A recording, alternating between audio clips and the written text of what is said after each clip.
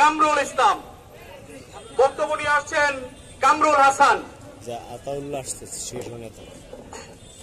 আসসালামু আলাইকুম সংগ্রামী সহযোদ্ধা ভাইয়েরা এবং সাংবাদিক বিন্দু, আমরা আজকে এখানে নির্বাচন কমিশন সংস্কারের দাবিতে এখানে দাঁড়িয়েছি, আপনারা জানেন, এবং আমরা দেখতে পাচ্ছি নির্বাচন কমিশনের সংস্কার না হওয়ার কারণে সরাসরি আদালতে হস্তক্ষেপ করে ইশরাক ভাইকে মেয়রের জন্য করা হয়েছে।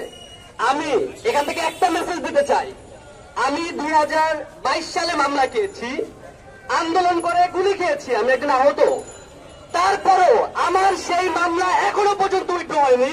অথচ আপনারা স্পেশাল ভাবে কোর্ট বসিয়ে রায় নিয়ে আসেন এক রাতের ভিতরে। কিন্তু আমরা কেন রক্ত দিয়েছিলাম মাঠে? এই সংস্কারের জন্য আমরা মাঠে রক্ত দিয়েছি, আন্দোলন করেছি।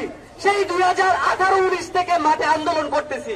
বিএনপির কিছু নেতা কর্মীরা বলতেছে তারা 16 বছর 17 বছর অবহেলিত, তারা আন্দোলন করতেছে। আন্দোলন আপনারা একা করেন নাই, আমরাও মাঠে আন্দোলন করেছি।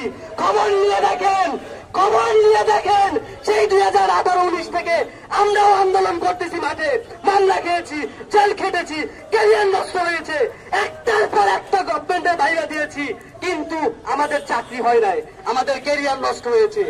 তারই পরিপ্রেক্ষিতে আন্দোলনে নেমে হাসিনাকে